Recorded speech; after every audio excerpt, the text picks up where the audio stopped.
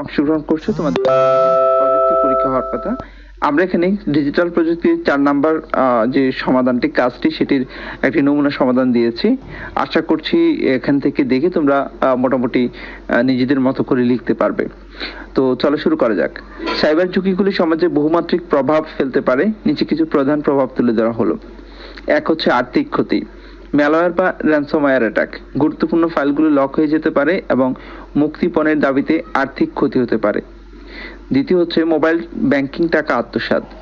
ব্যক্তিগত তথ্য চুরি করে ব্যাংকিং অ্যাকাউন্ট থেকে টাকা আত্মসাৎ হতে পারে, যা ব্যক্তিগত আর্থিক ক্ষতির পাশাপাশি দেশের অর্থনীতিতেও প্রভাব ফেলতে পারে।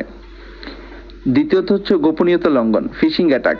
ব্যক্তিগত ও সংবেদনশীল তথ্য চুরি করে ব্যক্তির গোপনীয়তা লঙ্ঘন হতে পারে। Social media account hacking.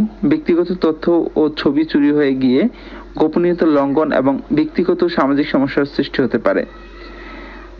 তারপরে যে সমস্যাটি হতে পারে সামাজিক প্রভাবশীল মানসিক চাপ, সাইবার বুলিং। অনলাইনে হয়রানি ও মানসিক নির্যাতন ভুক্তভোগীর মানসিক স্বাস্থ্যের উপর নেতিবাচক প্রভাব ফেলতে পারে, যা আত্মবিশ্বাস কমিয়ে দিতে পারে এবং ডিপ্রেশন বা উদ্বেগের সৃষ্টি করতে পারে। ব্যবসায়িক ক্ষতি। ডিডস অ্যাটাক, ওয়েবসাইট বা সার্ভার ডাউন হয়ে ব্যবসায়িক কার্যক্রম ব্যাহত হতে পারে, যা ব্যবসায়িক ক্ষতির পাশাপাশি গ্রাহক সন্তুষ্টি হ্রাস করতে পারে।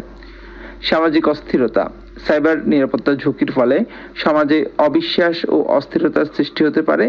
মানুষ অনলাইনে নিজেদের তথ্য শেয়ার করতে দ্বিধাগ্রস্ত হয়ে পড়তে পারে, যা সামগ্রিকভাবে তথ্য প্রবাহে বাধার সৃষ্টি করতে পারে।